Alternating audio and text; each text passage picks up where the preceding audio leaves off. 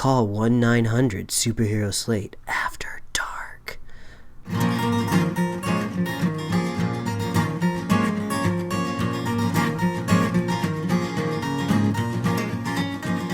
A modern podcast where Chris and Mike talk about TV, movies, superheroes, and everything in between. It's time for Superhero Slate. Hello, everyone, and welcome to Superhero Slate, the show where we run down the latest superhero entertainment news. We love TV, movies, and superheroes, so let's talk it all out. My name is Chris Dillard. And my name's Mike Royer. And I didn't type anything here, but I'm going to wing it anyway, Mike. So we've got a new Guardians of the Galaxy trailer.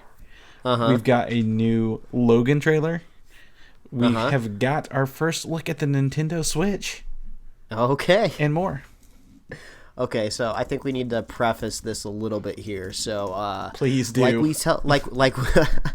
we tell you every week. As long as you keep listening, we'll be here every week for you.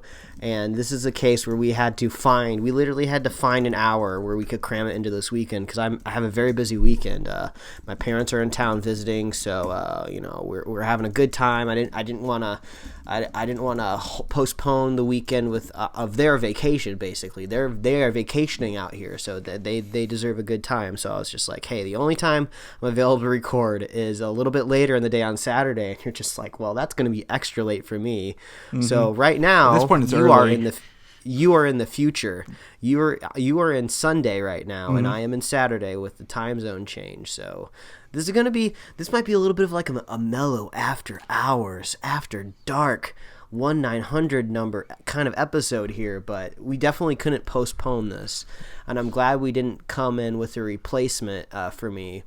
Because we got a lot of like really, really crazy news this week, and who knows what might pop up tomorrow on Sunday. Sometimes we get last minute news, but there's a lot of good stuff to talk about this week. So I'm glad that you're a trooper and you're staying up late for the podcast. But that just goes to show you how much we love the fans. It is, and this is probably like the least energetic I've ever been for this show. And you can probably hear that in my voice because I feel it. I'm like, yep, it is almost 1 a.m. We're gonna see it. We're going to see a different side of Chris tonight in this next 60 minutes. That's right. I think I'm looking forward to it. I want to see it, maybe how your opinions change. Oh, yeah, I might be a little more honest than usual. But, yeah, I mean, honestly, I'm glad you're here. I'm glad we're doing this earlier than later because we did get some stuff unexpectedly this week. As Mike likes to always point out, we can try to predict trailers, but generally we're wrong. And we got a lot, like a 24-hour period that it's a good week to be a nerd is how I felt this week. Yeah, that's for sure. It was reminiscent, I felt like, of some of the weekends we had last year when we got a lot of good trailer drops in the same week. And it's always really fun when you get the first trailer. Obviously it's fun to go over the second trailer or the first full-length trailer, but when those teaser trailers drop, it's a fun time over here for the podcast. Yeah, it definitely is, Mike, because that is my catchphrase here. That's your catchphrase, man. So I'm actually really more surprised at how much news we don't have, but how big these bullet points are in here. And I didn't front load them. You know this. I spread them out, so you guys are going to get a full episode of ups and downs and highs and lows and all sorts of great stuff. But I'm ready to jump into it. Let's do it. I don't want you falling asleep by the time we get to the last bullet point. If you can't plug your Twitter handle, what's this all been for? Yeah. So well, I'm just going to periodically check in. I've already got my Twitter handle pre-recorded on other episodes. I can throw it in there. So if you need, there you go. I've now recorded my intro. If Mike talks the whole time, we know that he did it all by himself this week. Well, I think we've captured enough hours of audio of you talking. Someone out there can just stitch together some sort of coherent opinion on this Guardians of the Galaxy Volume 2 teaser trailer. Oh man, Mike's leading the news this week. I love it. Take it. So I got a little bit more sleep than you. You did, and so this week we got our first Guardians of the Galaxy Volume 2 teaser trailer. And when they say teaser, they tease us, Mike. Like they barely gave us a lot to look at, but nothing substantial. A lot of disconnected scenes. And this all felt like, I mean, we were kind of arguing. Like, I was like, no, this trailer has to be with Doctor Strange, and you were on the fence like, no, it'll take away from Doctor Strange. So I don't know. I remember when people went to see, I forget what movie it was. They went to see the Phantom Menace trailer only, to see like the Star Wars Phantom Menace trailer for a movie, and then left before the movie even started. I think it was Meet Joe Black, wasn't that what it was? I don't know. I mean, it was the 90s, Mike. That was like 2 decades ago at this point. I think that's what it was. But so this is interesting. So the jury's still out on this, because this isn't like the sneak peek teaser trailer. So we're still kind of waiting for the full event. Like James Gunn just like did a cool bro move, right? And he was just like, "Hey, we know a lot of you out there want to see this footage, and it's coming, but here's a little bit to whet your appetite." So we don't know if we're going to see this just before Doctor Strange or not. Maybe it's going to be afterwards. So maybe this kind of whets our appetite. No, not whets your appetite. Whets your beak. I don't understand. It's late, but we definitely got some footage here. I don't really know if there's much we can discern from it, but it was cool to see, that's for sure. So a couple things here. There appears to be, I mean, Yondu has obviously joined the Guardians. He's with Rocket and doing, I think they're walking through a bunch of people falling in slow motion, it looks like. Yeah, like a catwalk. So I don't know if there's some gravity going on there or something. Definitely it looks like there's a bunch of Ravagers, like hunting these guys down. Star-Lord has his mask, and then he flies off with his jet boots at one point in time. A little more, it kind of looks a little more westerny, if like you put a western in space, like the way Star-Lord flipped his guns around, Gamora had her sword, her fighting. There was no Ego, and there was no Mantis, and then I forget, like Aisha is the other person. So like none of the new people were in here. It's all old people. And yeah, we did get a funny scene with Drax there and Star-Lord. So I obviously you can't really take too much concern out of this, but I hope maybe they don't hit too hard on the Gamora Star-Lord love thing. You know, I don't really need that in my Guardians movie too much, but if that gets me the funny pep talk from Drax, I think I'm okay with it. Yeah, and again, the thing that probably gets most people hyped is probably my biggest disappointment of the trailer, Mike, is playing Hooked on a Feeling yet again. Now, oh yeah, I know that harkens back to the first one, and everybody loves that song, and everybody, when you hear that song, you think Guardians, but we're in Volume 2. He's got a new soundtrack. I want to know what those new songs are going to be. I think they'll make it up to us in the full trailer once you get to the real teaser trailer, since this is just the sneak peek. I think we'll probably get a nice little establishing shot of Awesome Mix Volume 2 on a cassette. Maybe he'll be popping it in his Walkman, and then that'll get us the new song, and it'll get us going. And hey, maybe we'll even get an announcement of the soundtrack when the trailer comes out, so we can start listening to it daily.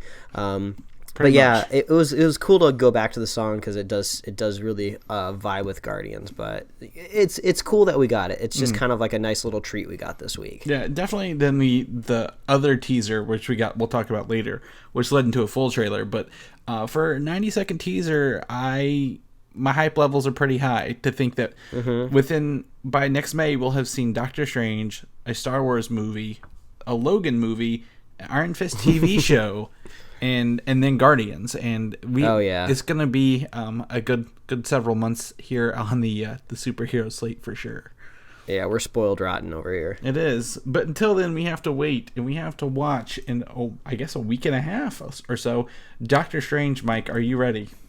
Oh, I am ready. I've started to see a social media pop up. You know, on Instagram, if you follow some famous nerds out there like Chris Hardwick and some other people, they all got to go to the Doctor Strange premiere. So I was very jealous to see their red carpet walk. I wouldn't even need to watch the red carpet. I just want to be in there and see the movie. So I kept tabs on their updates through the night, and I saw some initial thoughts from these people, and they say it's a spectacle. And some people are saying you have to see it in 3D IMAX. It's the best kind of IMAX 3D experience since Gravity. So since my tickets I bought were for normal 2D, I hope it's amazing. So it really makes me want to go back and watch it in 3D. So see, I'm getting hyped. I'm not gonna say 3D, but I'm gonna tell you IMAX is where I would have put my money. I don't know. It's very hard to find non-3D IMAX screenings, but if you guys get a chance, pick it up in IMAX. Do that. But we have to just give you the heads up. It's released this week internationally. The red carpet's out. Reviews, thoughts, previews are going to start rolling out. So if you want to stay fresh and clean, avoid the internet for the next week and a half. Yeah, stay away from those wild, wild west message boards. Any sort of Chan message board, 8chan, 4chan, whatever it is. If there's no rules and grounds, just stay away from it. If the title looks clickbaity, don't click it. Yeah, just stay away. Someone's gonna ruin it for you. But I've also come to find out that when a Marvel movie comes out, guess who comes out of his little hole, Mike? Kevin Feige. Exactly. So we're gonna get a lot. He didn't see his shadow. That's right. So 4 more years of Marvel movies. So he's been out. He's doing some stuff. We're gonna hear a lot more over the next week probably. But he has confirmed Doctor Strange has a very key role in Phase 4 going forward. That's awesome. My thought process is, from what I see, he's our Tony Stark replacement. Because really? Robert Downey Jr. is pricey. We don't know when he wants to do more movies, if he's going to do more movies. I think he's going to take a leader role going forward. Possibly. I mean, Benedict Cumberbatch is a big draw. I don't want you to reveal this to me because you got to see some of those advanced clips.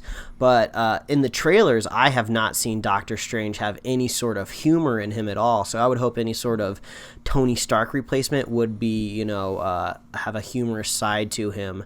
But I definitely understand why they would put someone like Benedict Cumberbatch front and center. He's a big star, so that makes sense. But, if he's playing a big part going forward, it seems like the mystic side of things will be brought out a lot more. So I wonder if maybe somehow mysticism will mix with Thanos in the future. Yeah, maybe. I mean, I'm thinking this is post-Thanos, honestly, because we've done a lot of ground-based villains. And they need to start pulling some more obscure ones out of the woodwork going forward to really, make these movies have stakes and consequences. So I think Phase 4, we're going to see, Dormammu, maybe Surtur, the fire demon. I don't know. Maybe even Blackheart, any sort of hellspawn, really, that they can come up with, really coming forward in Phase 4, maybe. So we'll definitely keep that looking out here. And speaking of humor, you may have not have seen some in what you've watched, but Kevin Feige did confirm Dan Harmon added humor to the script in some scenes because he's a funny guy. You think he's a funny guy. Yeah, you put that in there just for me, didn't you? I'm a big fan of Dan Harmon. Exactly, and he's also was like a sci-fi supervisor for the film. Oh, wow. To kind of help to make sure things made sense but also look cool, or maybe not even made sense but just worked on the whole. I mean, he's got sci-fi cred for sure. I mean, Rick and Morty is one of the most sci-fi shows on TV right now, even if it's just humor based. So the only downside to Dan Harmon is he's self-obsessed, and he's the only person. He just gets it. What am I trying to say? He gets in his own way sometimes. So hopefully this will be a nice relationship going forward with Dan Harmon and Marvel. Yeah, I definitely think so. And since he didn't write the whole script, he just had to touch up scenes that probably was better for him as well on the long run. So there you go, Mike. You got your Dan Harmon news. Really good for Doctor Strange. We're really looking forward to it. We're going to keep all our news and stuff to a minimum and go forward there. So that's cool. But again, we know Doctor Strange is coming forward in Phase 4, so that means in Avengers Infinity War, do you think he's going to appear, Mike? I would think he would have to. I mean, what's the point of bringing him in? What's the over-under on Doctor Strange appearing? Pretty high. I think Kevin Feige said Doctor Strange will appear in Infinity War. That makes sense. So there's also another character from the Doctor Strange film who will be making an appearance in Infinity War, and I'm not going to tell you who that is. It's not spoilery. I don't think it is, but I'm going to keep you guessing when you go see the movie who is going to come forward from Doctor Strange into Infinity War as well. All right, I'm looking forward to it. Yeah, so definitely, I I mean, Infinity War starts filming next month, Mike. I mean, I can't believe we're already to the point where we have a third Avengers movie. And well, I mean, Ultron's been in our rearview mirror for a while now, so now it's really time to start looking forward to the next Avengers movie. It definitely is, and it's even more exciting with the Russos in charge and everybody making an appearance. So we'll keep you guys posted on Infinity War, who's going to be there, who's not going to be there. I think did you send me a link about Kobe Smulders being in there? Oh yeah, that was yeah. She kind of halfway confirmed that she was going to be in the movie. Didn't really surprise anybody that she would show up. What was the link titled, Mike? Do you remember? It was Colby Smulders spills the beans on Infinity War, and Jimmy Kimmel, that little rascal, literally had her open a can of beans and spill the beans literally on a sign that said Avengers Infinity War, just so they could create the clickbait title. Damn you, Jimmy Kimmel, I fell for it. Yeah, I mean, I don't know if it's a clickbait title at that point. It would literally happened. We just got our hopes up. It still baited me in there. Yeah, so once I saw that and saw the image, I'm like, nope, I know what this is. I'm not even going to bide my time. So Maria Hill sounds like she will be coming back because, I mean, if not, she's at least got to make that joke one more time. Somewhere along the lines. Some news today for Jessica Jones season 2 is to be directed. All the episodes are to be directed entirely by women. That's awesome. Yes. So the first season was like 1/3 of the directors were women, and that's a high number apparently for TV shows compared to even like normal standards. So to have women directors do all of the season 2 is actually kind of unprecedented and is a huge step for I think Marvel Entertainment and the TV production industry as a whole. So yeah, I really love this experimental and forward-thinking nature with Marvel and Netflix. We just finished watching Luke Cage, which is this really awesome way to elevate the black culture when it comes to superheroes.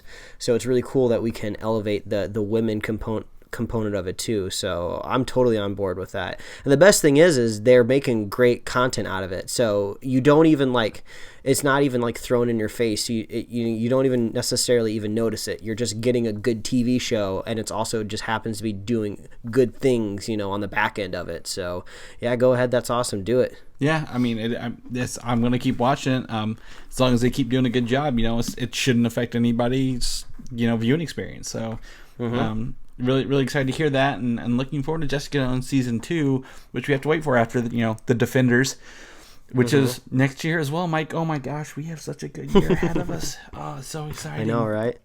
But we have to finish this year up, and this year I think we're going to end on a bang, if you will, with Star Wars Rogue One. I guess this Rogue One is Star Wars story, if you will. And we have some big news. For this, it's going to be 2 hours and 13 minutes. Ooh, that's a meaty time. It's actually it's shorter than The Force Awakens by like 2 minutes, maybe. So, but that's a pretty good for a high budget sci-fi movie. I think we're way past the 90-minute movie time for anything that has a significant budget to it. I think they're putting that budget into the minutes, so that makes sense. It doesn't really surprise me, but I'm glad we're getting 2 hours and 13 minutes of delicious Star Wars action. Yeah, I think even with the special editions, that puts it at the third shortest movie overall. So Star Wars film, other than the Star Wars and A New Hope. So that's cool. I mean, the more the merrier for me, man. I need to get my escapism on in the Star Wars. Yeah, bring it on. No complaints here. Yeah. What do you think about the Han Solo film, whatever they're going to call it, Mike? I mean, on the whole, how do you feel about that as being a movie idea? Yay, nay? Well, I am warming up to the idea of the cast for replacing Harrison Ford, who's going to be Han Solo. I like the guy, so I'm looking forward to seeing if he can match the charisma, if it's possible. But this movie is going to be interesting, and I know what you're leading into here. Some surprising news. If we had to rank the surprise factor, I think this beats out Logan in surprise of the week. Yes. So for a long time, we've speculated, or at least reported on Lando Calrissian joining the Han Solo prequel solo movie, and they've finally confirmed that by casting Donald Glover himself as the charming smuggler of the Star Wars universe. Yeah, I mean, I hate saying break the internet because it's just not possible, even though it is funny because the internet did break this weekend with some DNS troubles. But this was big news. This was really exciting. This was all over the place. It was too big of news to avoid, even while I was entertaining a family while they were in town. It makes sense. It's just a very poignant casting, and Donald Glover's huge right now. He's got an awesome show called Atlanta that's on top. He's a triple threat. Everybody loves him. So him being in a Star Wars movie, that's crazy. So I'm looking forward to this. This is an exciting announcement. Yes. So to me, this is better news than everyone who wanted Donald Glover to be Miles Morales Spider-Man. He's too old and let's be honest, he is.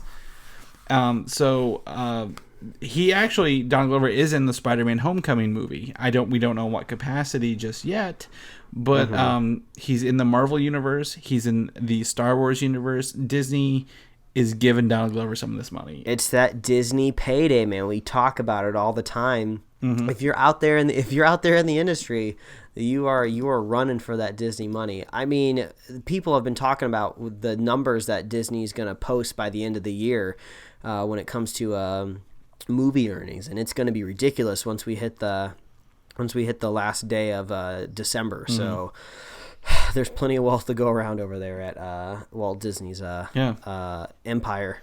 Yeah. So, I mean, I also just looked it up. We actually reported it was in August that Donald Glover was going to be young Lando. So, look at us. Superhero Slate, you heard it here first, guys. Yeah. Remember that. Pat ourselves on the back. Yeah. So, I think it's fine. I think he's got the charm. I think he's going to fit into that. If he goes to sell Colt 45s afterwards in commercials, then we know he's just a young Billy D. Williams. Yeah, exactly. But I don't think it's a bad idea. I'm okay with it. I want to see an Obi-Wan solo film before I want to see a Han Solo film, to be honest with everybody. But yeah, there's just more to explore there with Obi-Wan. We're gonna take what we can get and probably learn how the Millennium Falcon came into Han's possession in this movie. So that'll be cool. Yes. Other than that, probably the biggest, I wouldn't say biggest, this ties with Guardians of the Galaxy Volume 2 trailer, is the Logan trailer that was released this week. I think it started Wednesday with a true teaser. It was a 9-second teaser trailer, Mike. And by Mike's standards, that is officially a teaser. And they said trailer tomorrow, and then we saw it. And I have to be honest, I am kind of not blown away, but taken aback at how well this movie looks compared to everything else Fox has put out in the X-Men franchise world. Yeah, when you watch the trailer, it has an impact on you. It really, I don't want to say it leaves you with the feels, but you definitely feel like you just kind of experienced something. And even though I said Donald Glover casting was the biggest surprise of the week, this was definitely, I would say, the biggest bullet point of the podcast this week, just because this is a very seminal moment for Hugh Jackman, the X-Men franchise, Wolverine in general. This is going to be his last outing. It's going to be rated R, which is not necessarily treading on new ground, but new ground for the character. And I think we kind of start to realize maybe why some of those X-Men movies in the past were so good. Some people complain that they were just Wolverine movies and there's X-Men around them, but honestly most of the time it did work. If you had Hugh Jackman in the movie, you had a better chance of enjoying the X-Men movie than other way around, So this looks like it's just going to be really emotional. Maybe I have a feeling I might shed a tear in the third act. We don't know if Professor X is going to make it to the end of the movie. He's looking pretty old. We're gonna ugly cry in this. There's gonna be some ugly crying during this movie. Yeah. It seemed like maybe we saw a little bit of combat action from the little girl, X-23. I don't know if she's going to pop on a costume or not, or, how much damage she's actually going to lay into, but it really looks like it's going to have some impact out there in the superhero landscape. And man, adding that Johnny Cash song to it, hurt myself. It just really fit with the material, and my body's ready for this. So honestly, this is a trailer cut like an Oscar-winning movie, an Oscar-nominated film. If I was to be honest with you, the way it was cut and presented itself, it doesn't look like a superhero film. It doesn't feel like an X-Men film where they just give you all the explosions and the action and all the cheesy stuff you want to see. Like this is showing us a Wolverine on his last legs, essentially. Like this guy, he's nothing going on. Like you see him at a funeral, or at least in a graveyard. Like this guy is down on his luck, and more so than But and if you look at Days of Future Past, at the same point in time in that movie as this movie, he was still looking pretty okay in Days of Future Past with the Sentinels hunting them. This looks much worse than the Sentinels hunting them. Believe it or not. You really find yourself watching this trailer trying to discern the connections between Old Man Logan, because there's no post-apocalyptic world necessarily. You still see, I feel like, some society in this movie, but it seems to be kind of set primarily maybe in a desert or arid landscape. So we kind of do get that kind of Western vibe to it slightly. So I'm looking forward to see maybe where exactly this kind of fits, in the X-Men timeline or universe. That's great you mentioned that, because the director, I think it's James Mangold, I believe, has confirmed that this is actually in after Days of Future Past, the prologue there, or the epilogue at the end. This takes place after that. So after he fixes the timeline, this takes place after that. We're ruining Logan's happily ever after, is what it seems like. Yeah. So if you continue to watch it, you're gonna ruin it. Yeah, if you've been looking at Barry Allen's explanation of Flashpoint on the Flash on CW, he's been explaining these different worlds with offshoots on the main timeline. So this kind of seems to be an offshoot on the main timeline to kind of to show where Logan is ending up. But this looks pretty intense. This is going to be pretty awesome. We got a really shocking moment where he sends claws right through somebody's head. Yes. There's no quick cut. There's no panning away from it. There's no implying what's happening. You see it. Yeah, so there is a regular trailer and an international trailer, and the international trailer has that scene in it. So that's the one we've linked below. Other than that, they're the exact same. This just adds that very, very brutal scene. And if you could say anything, it's snicked indeed for that. A couple things. Superfan Jim asked, he's like, well, why is he not healing? Why does he have these scars? Well, James Mangold went again to clarify that he has his healing factor, but when he heals now, because of whatever the circumstances are in this world, it leaves a scar immediately rather than actually, healing it perfectly like to baby smooth skin like he used to. There doesn't seem to be any other mutants around. Professor Xavier actually has hair on his head. I don't know if you noticed that compared to when he's like fully bald everywhere else. And he's in a water tower that kind of looks like Cerebro, where he's like looking up at Cerebro. The little girl is not confirmed as X-23, but we can pretty much imply. There's a shot with Wolverine blocking her claws coming right at his face. So that's going to be cool. Forget the one of the cool things I've seen some behind the scenes photos and so the guy who puts the glasses on his head, Boyd Holbrook, who plays Daniel Pierce, he that's the same CGI they use in Mad Max for Furiosa to green screen her arm out. So he's wearing a green screen glove with the metal things over it, and that's how they make that work, which wonderful. Metal arms have come a long way in film, Mike. I'm really impressed with how it looks. Everybody's getting metal arms nowadays. And Johnny Cash song "Hurt" is actually originally a Nine Inch Nails song that Johnny Cash covered before. Yeah. So, and I think it's one of those internet facts that always gets thrown out there where Trent Reznor is Nine Inch Nails, right? Yes. I believe so, yeah. And he said Johnny Cash owned that song so well, it's his now. So Trent Reznor is just like, yeah, go listen to his version. It's supreme. So, Logan knocked my socks off for sure. So we will be waiting with bated breath for the next trailer. Which is great because technically we're 5 months away from this. Well, yes, December, January, February, March, 4 months, 4.5 months from Wolverine, or I guess Logan. and that's blowing my mind even more. So hey, you're not too tired yet. You can count. That's good. I did. You can count a couple months. I had to think that one out a little bit ahead of time. So if you guys notice anything else in the trailer or want to know more about it, let us know. But I definitely think Logan it looks to be a Fox X-Men movie like no other we've seen, and I'm definitely looking forward to it. So we'll keep you posted. On the flip side of that pillow, Mike, we got some bummer news here. Deadpool, director of Deadpool 1, Tim Miller, has chosen not to proceed with the sequel.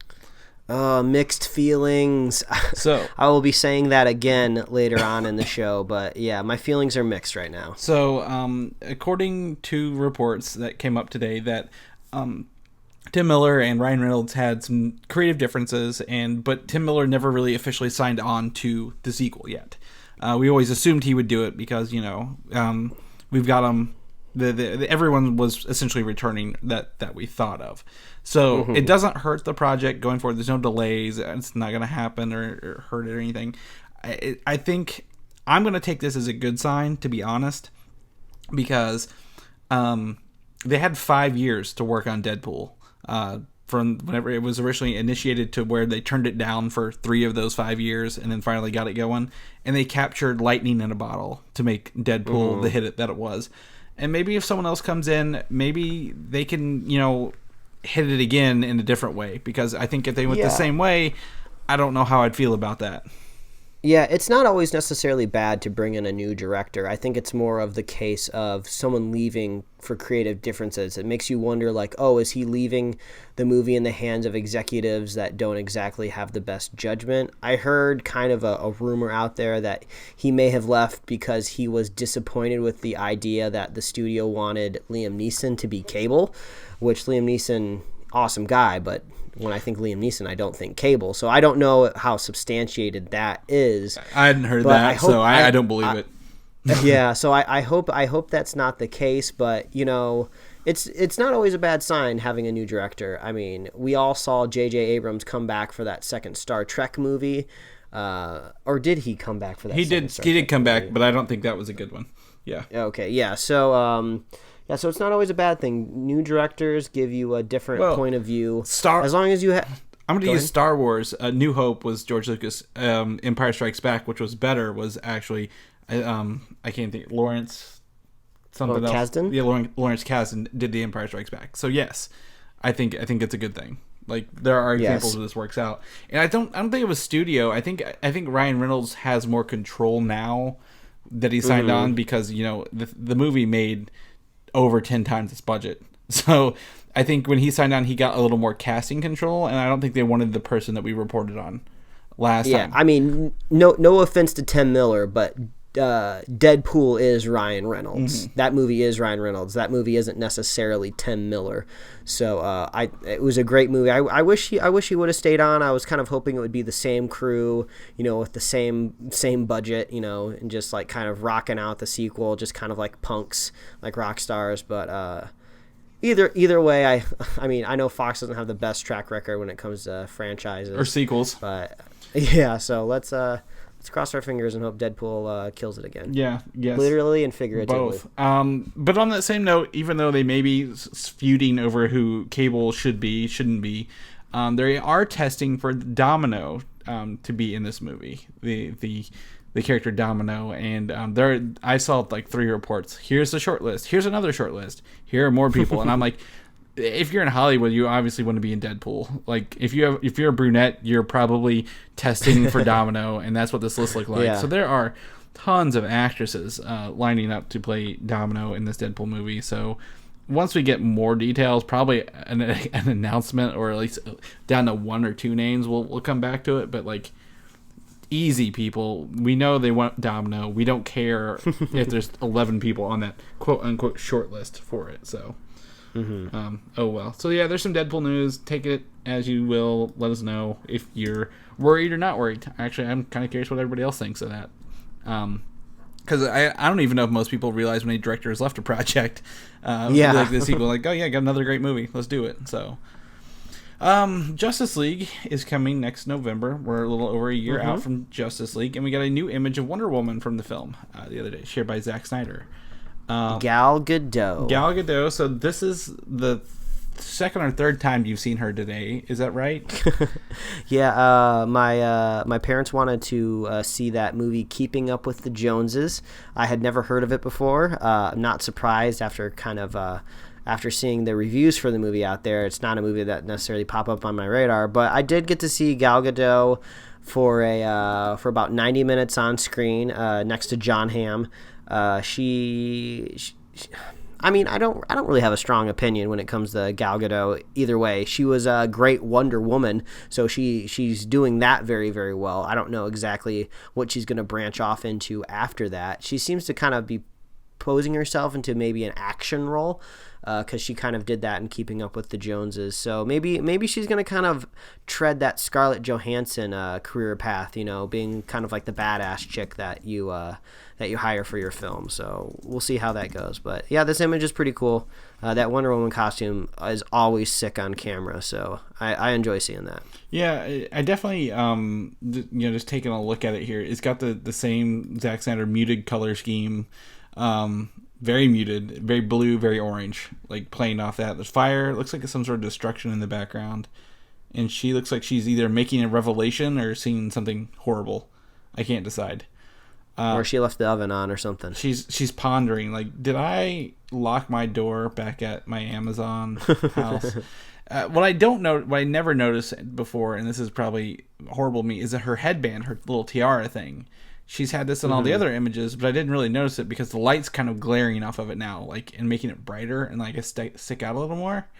I never noticed that till now, so that's what I'm walking away with this image from. I'm like, oh, she actually wears a tiara, and I never noticed. So, whoops. Well, all right, tiara. Let's look forward to tiara in Justice League. It worked in Luke Cage, all right, so it can work in Justice League. I don't know if it did look. I think he considered himself a fool and took that off. Well, he did, but it was fun and a very nice homage. So we'll roll with that.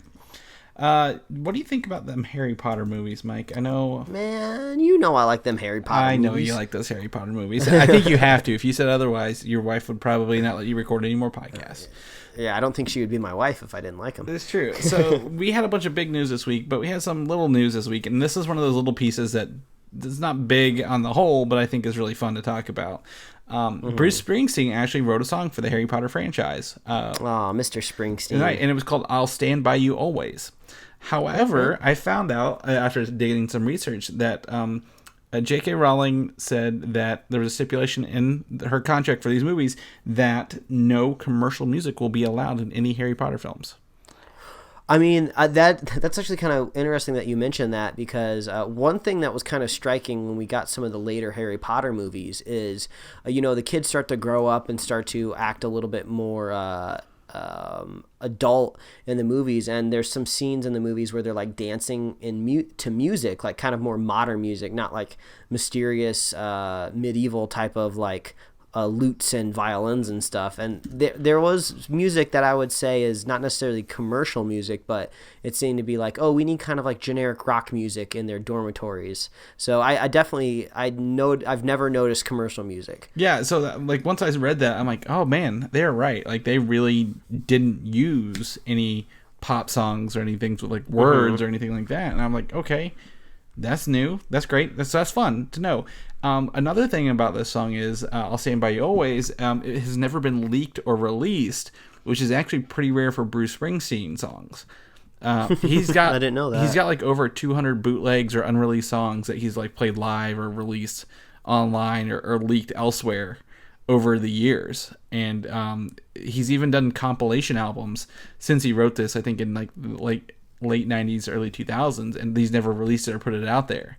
So, and he has it copyrighted. So there's a copyright for this song that we may possibly never hear, or they may just be like, let's put it in one of these 5 Fantastic Beast movies we're going to be making over here. Maybe, but that's cool. I like that there's no commercial music allowed. It kind of keeps that mystique alive of, you don't really know exactly what era the Harry Potter movies are in. I mean, you can find out. I believe it's supposed to be in the early 90s. where the Harry Potter events take place, but they do a good job of keeping you away from technology in a good way to make it timeless. Awesome. Yeah, cool. It's very, very, very timeless. So as I go into Fantastic Beasts and where to find them later this year, I think I'm going to I'm going to listen for it. Actually, I'm going to see if what they do, maybe how they did it, because I think it's set in the 1920s, but I'm going to see what they do for it. So I'll be paying attention for that to come this fall or this winter, whatever. Awesome. The Walking Dead has not aired yet because technically it's airing today for me, tomorrow for you still. But the new season premieres this Sunday with obvious spoilers for this episode. Yeah. You were caught up on the show, correct? Yeah, I'm caught up on this show, and if you are somebody that is up to date with the show, you're just going to have to find time to watch it tomorrow because for some reason, I think we've talked about this before, but for some reason, the end of last season, people were really mad it ended on a cliffhanger, but guess what, people? I love TV has always done that. Ending on a cliffhanger is fun. It leaves you ready and excited for the season premiere. So if you're a fan of Walking Dead, you make time because you can't DVR this and wait. That whoever dies is going to be trending on Twitter. It's going to be all over the place. So do yourself a favor, save yourself the heartache. Just watch it as soon as you can, or go on some sort of lockdown for the internet. yeah, pretty much. Like if this is, I think Walking Dead and Game of Thrones have a 0-hour spoiler window. Like most other shows don't. Like you get maybe 24 hours to catch up on it. But if you don't watch The Walking Dead live and you don't watch Game of Thrones live, you are going to be ruined very, very yes. quickly if you are anywhere near anybody of anything, to be honest. Mm-hmm. So I just want to let people be mindful. Try not to don't post it on Facebook Live as you're watching it because. Yeah, don't be a dick. Don't be a dick. You shouldn't be on Facebook if you're watching a show like this anyway and you really like it. But don't be a dick. Be wary of the internet. If you don't watch it live, just put your fingers in your ears and go la la la. And also, there's different time zones. I mean, I'm gonna find a way to watch the show on the East Coast time zone as quick as possible. But there's some people over here on the West Coast that patiently wait until 9 p.m. with their cable package in hand. So be respectful to those people. Yeah, definitely. So that's just kind of a PSA on our behalf. I don't care. I'm gonna read the spoiler reviews as soon as it comes out because I just don't care for The Walking Dead. So. Yeah, you've never been too partial to it. No, so. Never. Do what you got. Do what you got to do. It's not too precious to me, Mike. I just can't do it. So, something else that's not very precious to me, honestly, is Godzilla 2. I want to talk about. I'm surprised they're even making the sequel. Yes, so they are because they've recently talked about two writers, Michael Dougherty and I forget the other person, but Michael Dougherty, one of the writers, is actually slated to direct the movie itself this time around because Gareth Edwards obviously has moved on to Star Wars and other things. He'll be doing whatever he wants for the rest of his life if Star Wars turns out to be a hit, which it will. But also for this, he and the other writer have been hired to brainstorm ideas for their franchise's future films. That's the whole point right there. That's why they're even making Godzilla 2. I've never got around to seeing the first one, but I just heard lots of mediocre things where halfway through the movie you stop caring about it. Some people complain that you had to wait too long to see kind of Godzilla in action, so the mixed feelings about the movie doesn't necessarily make me want to go watch it right away, but this is what happens in Hollywood now. They want to make a franchise out of it. They want to find a cool way to get King Kong in there fighting Godzilla, and I'll pay for that ticket because that just sounds like a fun show. So they got to make it a franchise, so it obviously made money, so good luck brainstorming, guys. Yes, and that brings me to kind of why I want to talk about this, because we always talk about King Kong, and we have Kong Skull Island coming up very soon, I believe next year, and they're leading into the King Kong versus Godzilla yet again of these worlds, and how they're going to get there, I don't quite know. How do they going to do Godzilla 2, keeping it more interesting than the first one? I want to know. So the only reason I bring this up is because, again, the F word, franchising, if you will, and how are they going to tie us into King Kong? I don't know, but I'm going to follow this because I'll probably report on it very sparingly, but I want to know how they're going to do this, because this is two franchises I just don't see clicking more so than anything else. I could do the Men in Black, Jump Street 23 Jump Street crossover more than I could see this. So Yeah, well, I mean, the idea of King Kong and Godzilla fighting on an American movie, I could easily see it happening in Japan, but it just really intrigues me. So I'll buy that ticket even if I don't see Godzilla 2 or Godzilla 3 or Skull Island. So I think that goes to show you the idea is strong enough where you don't even really need to try with the movies leading up.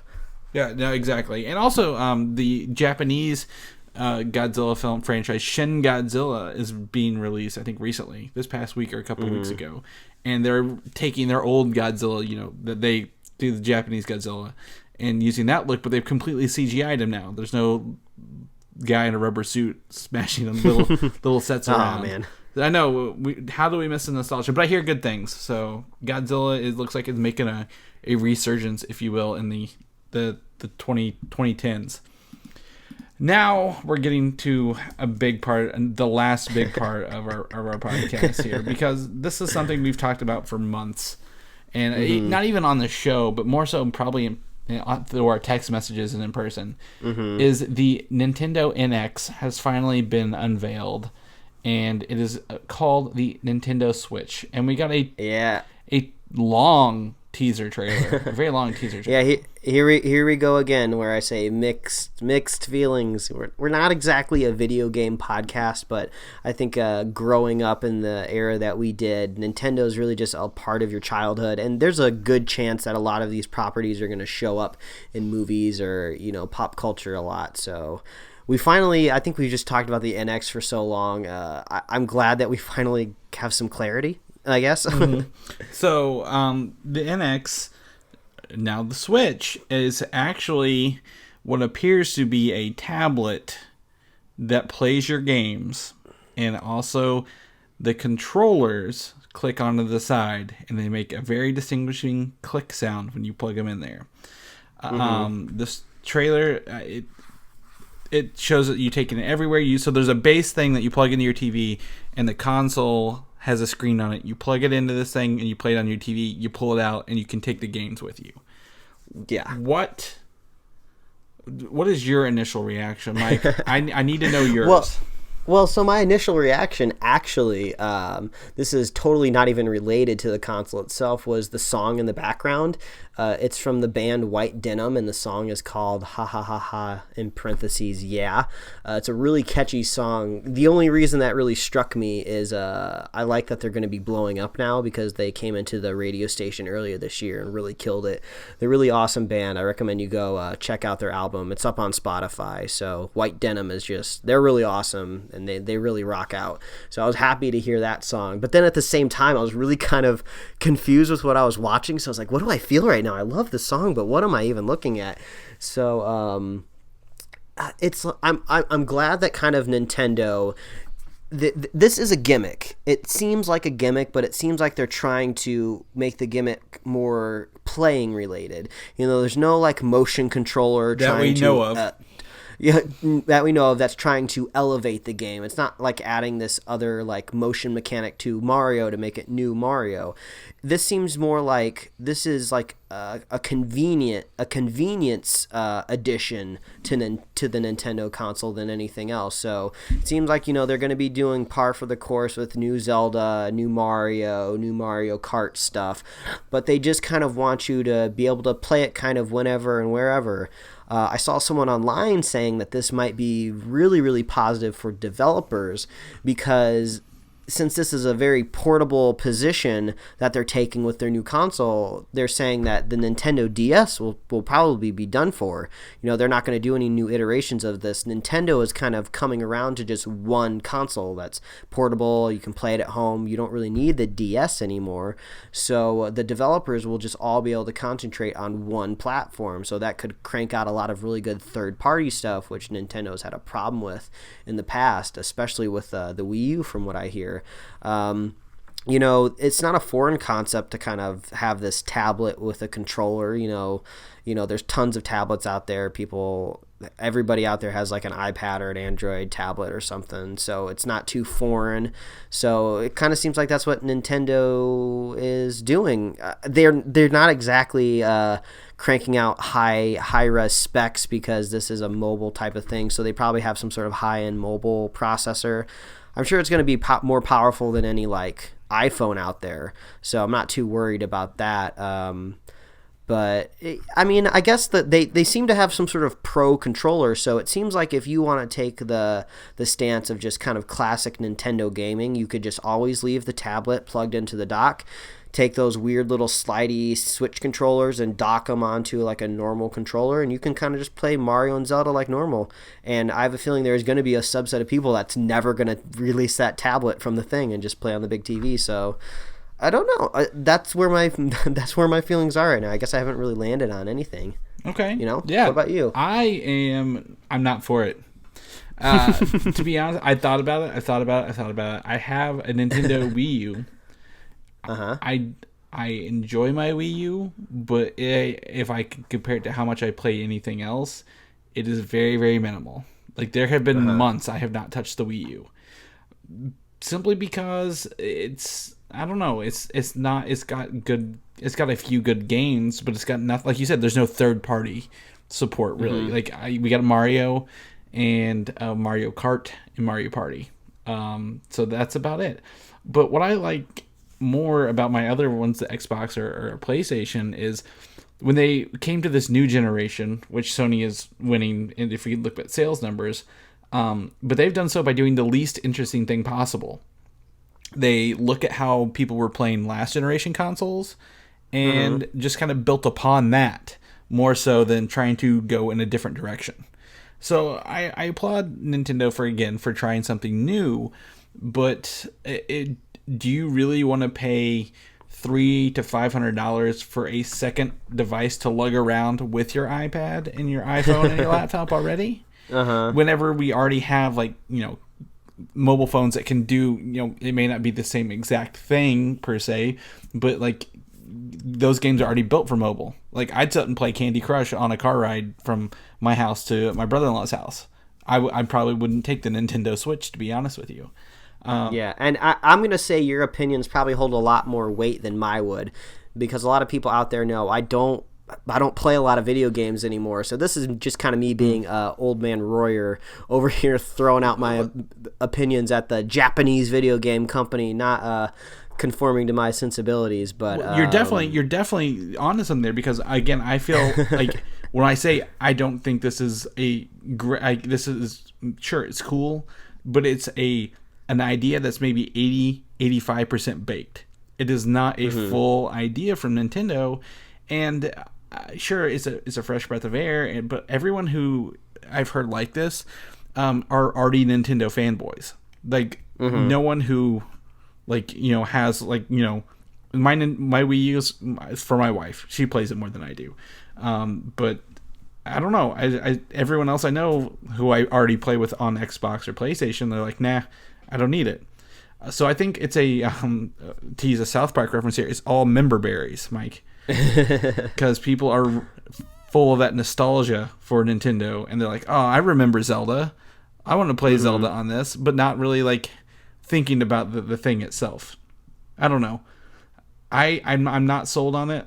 Maybe if I ever do get one, it'll be like, you know, 18 months into its life cycle when it's on sale on a holiday sale, and they have several games already lined up.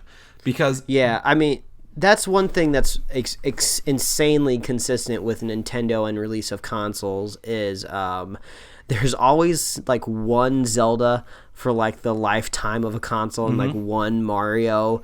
Like, they really just kind of need to get their act together and just really find a way to make these games come out when the console drops. I mean, this is supposed to come out in March. If they can drop a brand new Nintendo console with Zelda and Mario right around the release date, they will do a good job. But they really just need to coordinate that stuff together, because like, who's gonna care if you can't buy a killer game with it, you know? Right. And a lot of people pointed out, you know, they're doing Elder Scrolls Skyrim was in the trailer. However, the publisher has gone back to said, no, we don't know if we're gonna release Skyrim for it. It was just like a demo.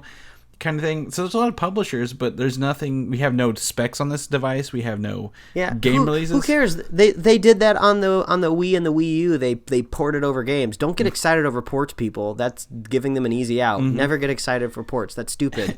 What is it, Bethesda that makes that game? Tell them to make a new game for it. Don't just put Skyrim on it. Make a new fucking game. Yeah. No, I mean, I agree. I mean, they're releasing Skyrim for the current gen consoles this week, and everyone's like, oh, I'm going to buy that.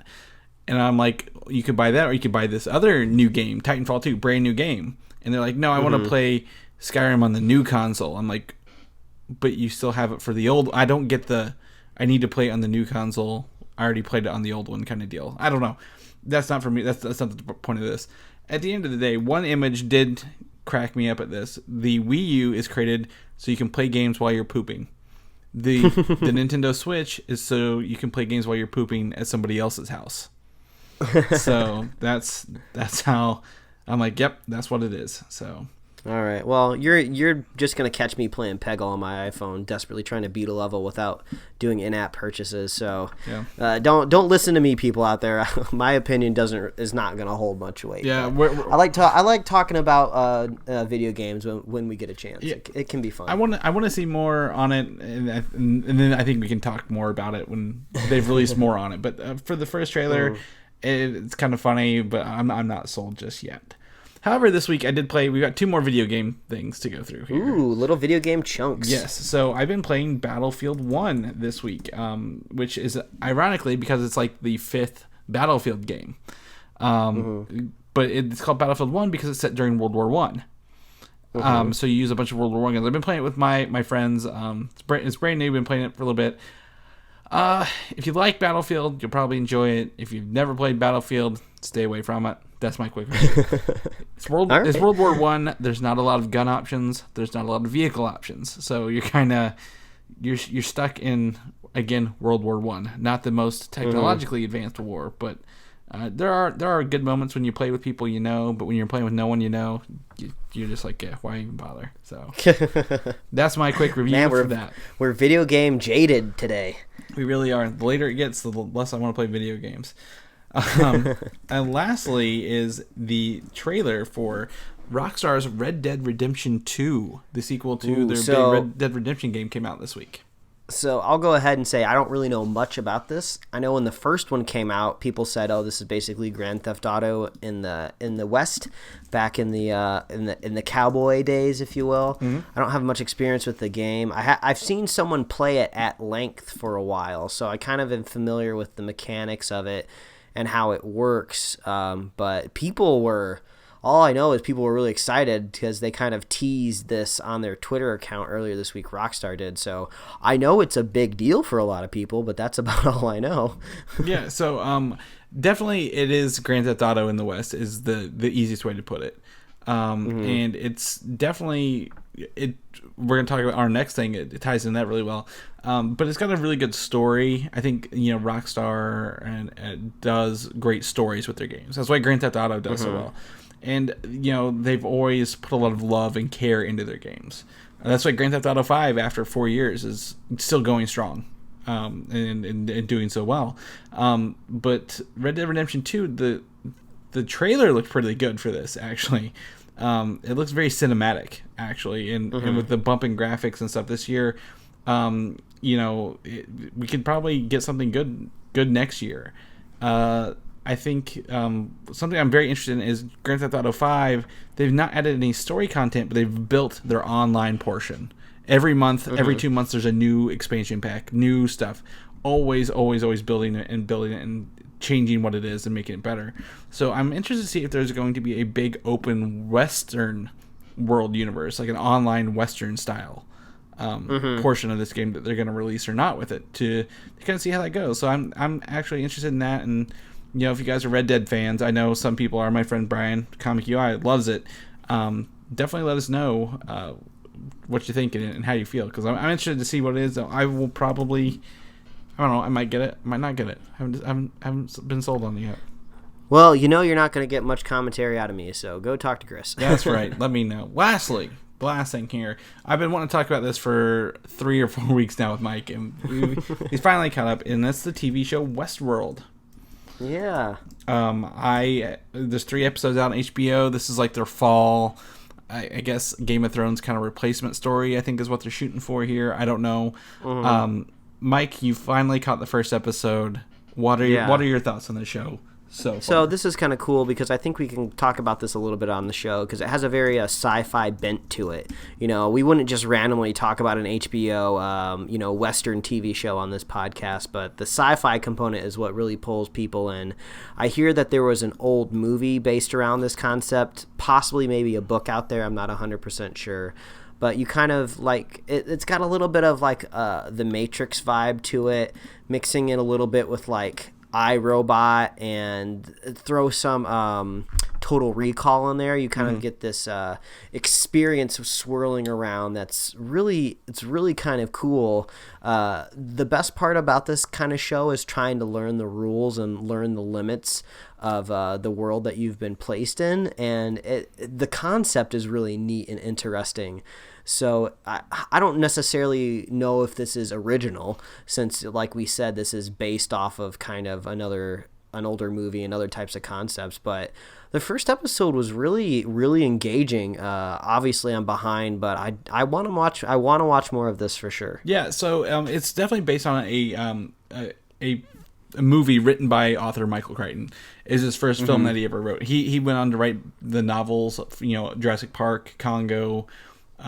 Stuff like that. One of my favorite authors, and he did the movie Westworld 1973, and it kind of follows that along. It's an amusement park based in the West where everyone is essentially a robot, except for the human parts, and they play out kind of like you're playing again Grand Theft Auto in the West, like if you were actually to experience Red Dead Redemption in person. And I'm not going to go into too many details, but this Westworld, the robots, something's going wrong with them. We don't know what's happening yet. And definitely interesting. I mean, it's engaging. The world is awesome. The actors are so on point. And it feels very authentic. And the more you watch it, the more this is going to do some mind trips to you. Like they don't hold your hand. They don't spoon feed you what this is going to be. You don't know what the next thing is. Yeah, my biggest hope with the episodes beyond episode 1 is I hope they really do their best to circumvent my expectations, because after you watch the first episode, you're kind of already guessing what's going to happen in the season finale.